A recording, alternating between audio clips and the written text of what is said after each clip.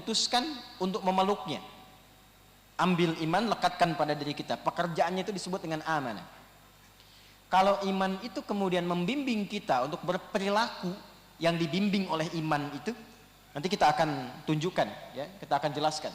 Ada orang-orang nanti yang ketika bersikap dia mengikuti tuntunan imannya, dibimbing oleh imannya, dan itu nanti akan ada getarannya berbeda dengan getaran biasa. Ya, paling gampangnya begini, kalau mau ngecek tentang getaran iman itu setiap waktu sholat, itu rumusnya ditemukan di Quran surah 8 ayat kedua. Ya, Quran surah ke-8 ayat 2, Al-Anfal ayat kedua. Itu rumus untuk mengecek getaran iman. Innamal mu'minuna alladzina idza dzukirallahu wajilat qulubuhum wa idza tuliyat 'alaihim ayatuhu zadatuhum imana wa 'ala rabbihim yatawakkalun. Sungguh insan beriman, pemilik iman itu bisa diuji. Bagaimana cara mengetahui ada iman dalam diri? Salah satunya kata Al-Qur'an, perhatikan. Idza dzukirallahu, kalau disebutkan nama Allah, wajilat qulubuhum, ada konfirmasi dalam hatinya, ada getaran. Kapan disebutkan nama Allah? Saat azan. Makanya dalam setiap pergantian waktu, setiap hari, subuh ke siang ada zuhur, ada asar ke sore, ada maghrib, ada isya, disebutkan nama Allah kan? Diperdengarkan ke telinga, ya. Telinga itu bahasa Arabnya udhun, jamaknya azan. Karena itu azan kenapa disebut dengan panggilan? Karena suaranya sampai ke pendengaran, ke telinga, ya, didengar. Kenapa azan disebut dengan azan? Karena diperdengarkan pada orang-orang yang masih punya pendengaran, yang mau mendengar. Karena itu lafaz azan menjadi lafaz satu-satunya, boleh jadi dikatakan demikian, menjadi lafaz satu-satunya yang terus diperdengarkan setiap 24 jam dalam sehari di muka bumi bergantian. Makanya kalau antum lihat jadwal azan itu, ya, yang disebut jadwal sholat kan dibuka dengan azan kan, itu kan beda-beda ya setiap kota. Selang 1 menit azan, azan, azan, azan, dan di sini aja bisa bersautan. Ya, itu di Al-Azhar Allahu Akbar, Allahu Akbar, sampai Allahu Akbar, sini azan, Allahu Akbar, Allahu Akbar, sambut Baitur Rahim, sambut Al-Ikhlas, sambut Al-Hikmah, itu 24 jam semuka bumi. Itu tanda langsung dari Allah. Kalau sudah diberikan tanda begitu, apa masih belum beriman juga? Ya?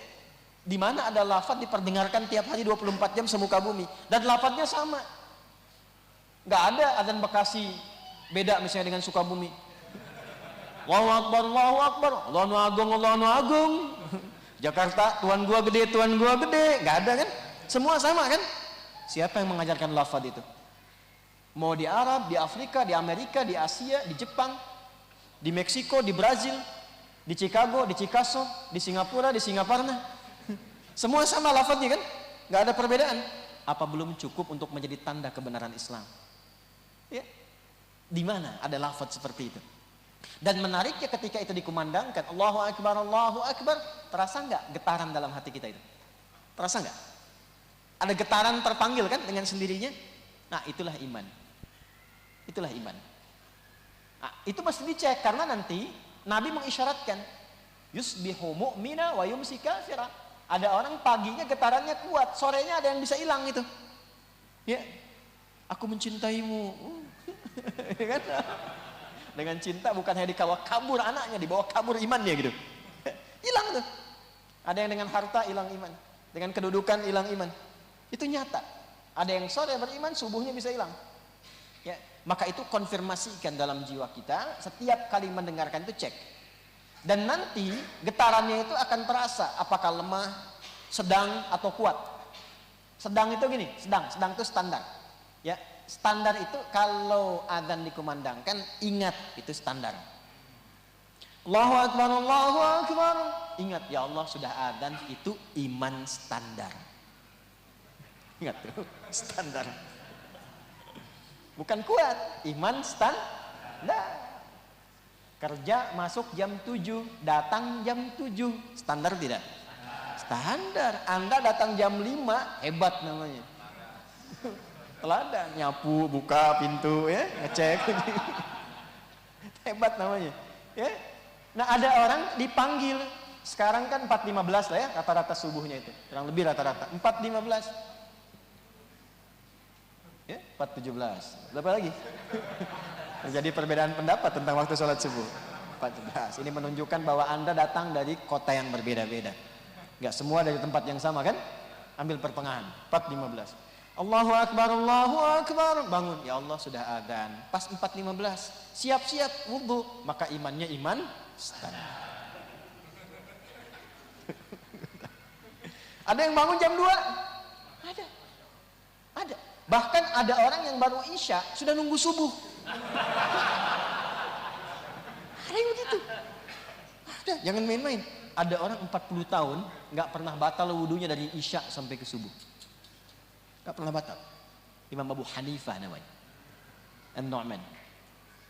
Mau antum begitu? Nggak batal wudunya dari isya sampai ke subuh. Ada orang yang jam 2 sudah bangun, jam 3 sudah bangun, setengah 4 sudah bangun, padahal belum dipanggil. Tapi dia sudah ingat, saking ingatnya bahkan mempersiapkan diri supaya panggilannya maksimal. Maka dia mulai dengan tahajud, dia mulai dengan zikir, dia mulai dengan wirid. Ini menunjukkan imannya kuat. Naik ke atas, kuat. Ada yang modus. Nah ini yang banyak. Dipanggil 4.15, baru ingat 5.14.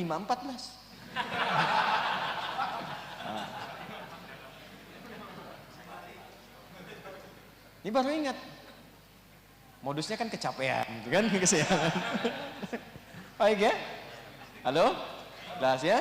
Kenapa ada orang lain lebih berat pekerjaannya, dia bisa bangun lebih awal? Anda yang ringan mengatakan, capek, lelah. Apa yang membuat Anda lelah dalam urusan dunia sehingga lupa dengan akhirat? Bukankah Anda ingin nyaman dihisab di akhirat? Maka lelahlah di dunia dan nikmatlah di akhirat. Tapi kalau Anda menjadikan akhirat lelah dan dunia nyaman, maka suasana nanti ketika pulang akan terbalik. Ya, kita harus balik dunia dengan akhirat karena nggak akan sama, tapi akan beriringan sepanjang kita mengejar akhirat. Misal begini, kalau kita lahir itu, lihat bayi lahir, bayinya nangis apa ketawa? Halo? Pernah lihat ada bayi lahir ketawa? Ada begitu? Nggak ada ya? Nangis ya? Tapi yang nyambut ketawa atau nangis? Saya belum pernah lihat ada bayi lahir nangis, yang nyambut nangis. Pasti ketawa, Masya Allah. Ada air mata pun ibunya, bapaknya haru kan? Tapi senyum, bahagia, riang, ketawa. Itulah dunia. Tapi kan kalau pulang menujunya kan ke akhirat kan? Ke akhirat kan? Perhatikan. Pulanglah Anda dalam keadaan tertawa dan orang lain yang menatap Anda menangis. Itulah akhirat. Jadi biarkan kita lahir dengan menangis, orang tersenyum, dan jadikan diri kita pulang dengan tersenyum dan orang lain menangisi kepergian kita dengan kemuliaan.